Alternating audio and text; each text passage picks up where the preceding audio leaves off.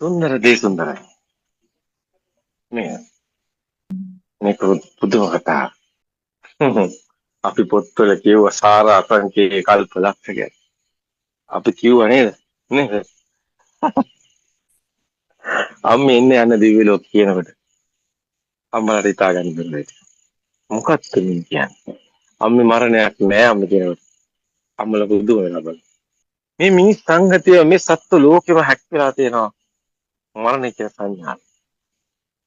මරුන් බමුන් මිනිසුන් දෙවියන් සහිත අසුතවත් පෘථග්ජන මිත්‍යා දෘෂ්ටික උම්මන්තක භූමිය මිදුන් නැත්තම් මම සම්මා සම්බුද්ධයයි නොකියම කිව්වේ. මේ ලෝකේ ඇත්තක් නෙමෙයි කියලා. දැක්කේ නැත්තම් කොහොමද බුද්ධ කියන්නේ? භව බුද්ධ වුණේ නැත්තම් භවයේ ඇත්ත කරගෙන පුළුවන්ද බුද්ධ කියන්නේ?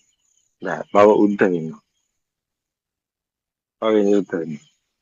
එහෙනම් මෙතන භවය අවබෝධ කරගන්න. භව නිරෝධෝ නිබ්බාන කියන එක. එහෙනම් භවය අවබෝධ කරගන්න. භවය කියන්නේ මොකක්ද?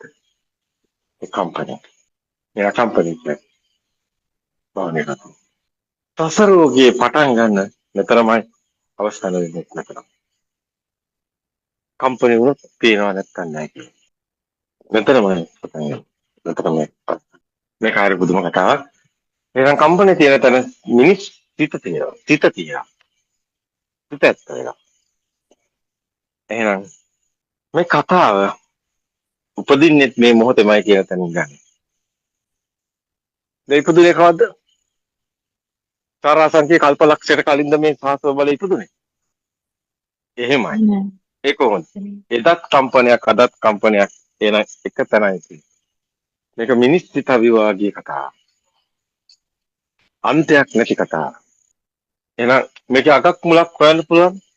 අපි මේ අපේ ඇස් වලට පේන එක ඔක්කොම ඇත්ත කරගෙන මේ මෙටීරියල් එක ඇත්ත කරගෙන මහ භූත ඇත්තද? මහ භූත ඇත්ත නෙවෙයි. පේන්නේ ඇත්තද? පේන්නේ ඇත්තද? ඇහෙන්නේ ඇත්තද? ඇහෙන්නේ ඇත්තද? උණුසුම සීතල එහෙමත්. එහෙනම් මොකද්ද? ඇත්තටම ඇත්ත බැලුවොත් ඔබ ඇත්ත කියලා ගන්න යමක් තියෙනවා නම් ඒ ඇත්ත නෙමෙයි කියන එකක්. ඒක අවුරුදුලු. හැබැයි අවුරුද්ද තියෙන්නේ මේක අහරයට. ඇත්ත කියලා එකෙකුට මොකක් කරේ අවුරුද්ද උට ඇත්ත හම්බෙලා නැහැ. ඉනාලෙද අන්න අරුට ඇත්ත හම්බෙලා.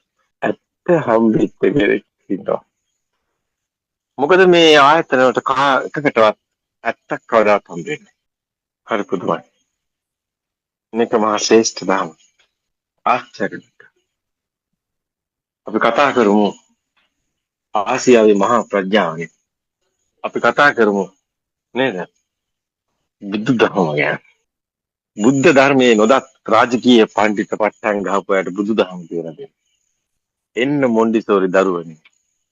මහා ප්‍රඥාව කියන්නේ මොකක්ද කියලා පෙන්නනවා. මේ අභිඥා ඥාන ගැන දන්නේ නැත්නම් එන්න අපි කියලා දෙන්න. මේ අභිඥා ඥාන කියන්නේ පොතක තියෙන ඔය වචන සෙට් නෙමෙයි. මේ මහා ඥානිත හසු වෙන. ඒ මහා ඥානට හසු වෙන. ඒ අභිඥා ඥානට හසු වෙන පරම සත්‍ය